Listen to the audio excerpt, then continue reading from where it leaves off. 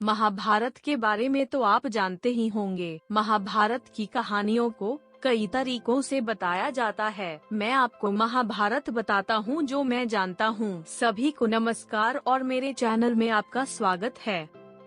महाभारत के अंत तक हम जो जीवन सीखते हैं उसका महान सत्य यह है कि इस दुनिया में कोई भी अच्छा और बुरा नहीं है, केवल अच्छी स्थिति ही बुरी स्थिति है। इसे कैसे कहते हैं, इसे सुने। पहले सभी वेद एक थे। व्यास ने उन्हें 4 भागों में विभाजित करता है, इसी कारण उन्हें वेद व्यास कहा जाता है। वेदों के विभाजन के बाद एक दिन शांति से सोते समय उसके मन में ऐसा लगा कि कुछ बुरा होने वाला है। तुरंत जाग गया। वह यह जानने के लिए तपस्या में बैठ गया कि वास्तव में क्या चल रहा है और भविष्य में क्या देखा। भविष्य में आगे जाकर वह एक युद्ध के मैदान के बीच में है। कोई फर्क नहीं पड़ता कि मैंने क्या देखा। तलवारों और तीरों की आवाज, पूरा मैदान खून से सराबोर था। आइए जाने कि यह सब क्या है। बादलों में ऊपर जाएं और देखें कि क्या इसका मतलब मृत्यु है। उसने सोचा कि ऐसा भयानक युद्ध इतिहास में पहले कभी नहीं हुआ था और न ही फिर कभी होगा। युद्ध के दौरान उन्होंने 4 लाख हाथी,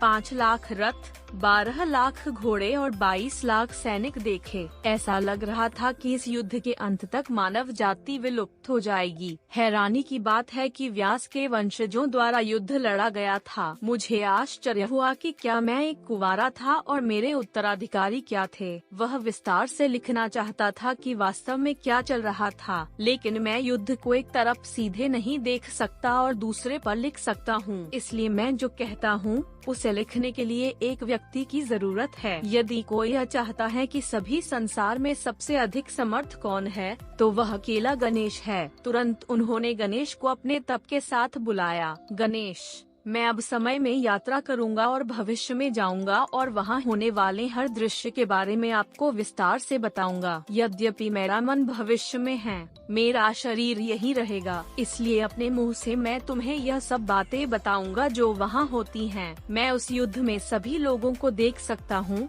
लेकिन वे मुझे नहीं देख सकते। जो कुछ भी मैं आपको बताता हूँ उसे वर्णमाला के क्रम में लिखा जाना चाहिए। गणेश की विशिष्टता यह है कि हम जितनी तेजी से बोल सकते हैं उतनी ही तेजी से गणेश लिख सकते हैं। गणेश के समान तेज और कोई नहीं लिख सकता, इसीलिए व्यास ने गणेश को चुना। वास्तव में जब तक व्यास ने महाभारत लिखी तब तक कुरुक्षेत्र नहीं हुआ था। उसने कहानी लिखी जो होने वाली थी। व्यास कहते हैं कि कहानी की शुरुआत प्रतीप महाराजा से होती है। गणेश ने पूछा कि क्या वह आपके दादा थे और यदि आप कहानी में थे। गणेश को व्यास ने कहा कि केवल वही लिखना है जो मैं कहता हूँ और मुझसे कोई प्रश्न नहीं करना है। प्रतीप महाराजा के 3 बेटे थे। बड़े का नाम देवापी है। उसे राज्य, शक्ति, धन की कोई आशा नहीं है, इसलिए वे तपस्या करने के लिए हिमालय चले गए। वहाँ उन्हें एक सुरम्य शहर मिला। यही शुंभाला शहर है। देवापी की कोई मृत्यु नहीं है, वह कलियुग के अंत तक जीवित रहेगा। दूसरा अपने चाचा के राज्य में कम उम्र से बड़ा हुआ। छोटे वॉरी का नाम शांतनु है। यह याद रखना। एक दिन नदी तट पर ध्यान करते समय गंगा नाम की एक महिला को उससे प्यार हो गया। प्रतीप जब वह अपनी आंखें खोलती तो वह आती और अपनी दाहिनी जांघ पर बैठती। तब उसने उत्तर दिया,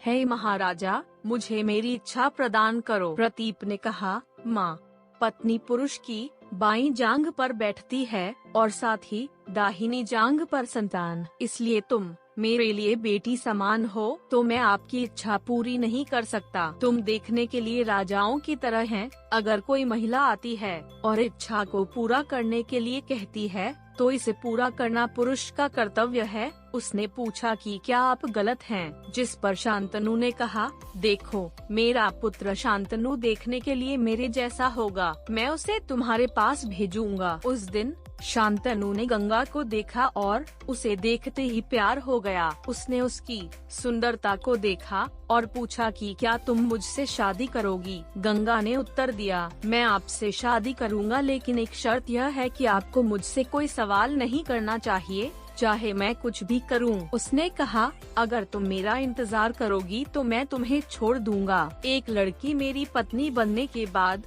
बहुत पैसा खर्च करती है, मेरे पास तो बहुत पैसा है। इसलिए उसने वादा किया और शादी कर ली। 1 साल बाद उनके यहाँ एक बेटा पैदा हुआ। बच्चे को देखकर वह चिल्लाया और खुशी से खेलता हुआ उस नदी के तट पर ले आया और उसे नदी में फेंक दिया। शांतनु बहुत गुस्से में थे, लेकिन उन्होंने जो वादा किया था उसे याद किया और खुद पर सवाल नहीं उठाया। इस प्रकार उसने अपने 7 पुत्रों को नदी में फेंक दिया। कुछ न कर पाने के कारण शांतनु को खुद पर तरस आ गया। फिर उसने अपनी पत्नी से 8वें बच्चे को भी फेंकने के बारे में पूछताछ की। गंगा ने उत्तर दिया कि इन 8 बच्चों ने पिछले जन्म में 8 पाप किए थे। वशिष्ठ ने उन्हें अपनी गलती के लिए शाप दिया और कहा कि यदि वे मनुष्य के रूप में पैदा हुए और मर गए तो उन्हें मोक्ष प्राप्त होगा, इसलिए मैंने यह किया। उसने कहा कि मैं तुम्हें इस शर्त पर छोड़ रहा हूँ कि तुमने अपनी बात मुझ तक नहीं रखी। साथ ही आपने कहा कि इस बच्चे को मत मारो, इसीलिए मैं वेदी को उठाऊंगी और जब वह बड़ी हो जाएगी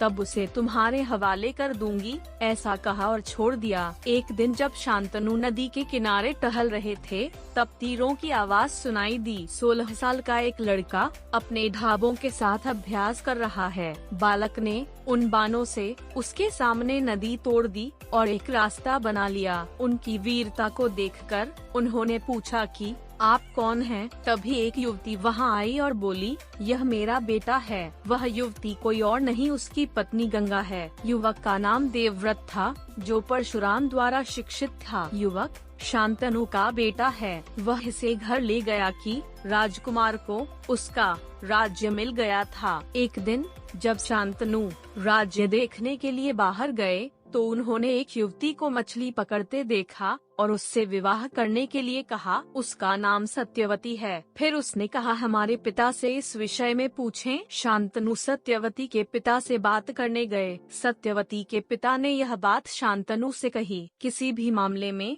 मेरी बेटी से पैदा हुआ बेटा राजा नहीं होगा। आपका बेटा देवव्रत राजा होगा। तो मैं अपनी बेटी को आपको नहीं दूंगा और तुमसे शादी नहीं करूंगा। हम अगले वीडियो में पता लगाएंगे कि शांतनु सत्यवती से शादी करेंगे या नहीं। अगर आपको इस वीडियो पसंद आया तो कृपया इसे लाइक करें। अधिक वीडियो के लिए चैनल को सब्सक्राइब करें।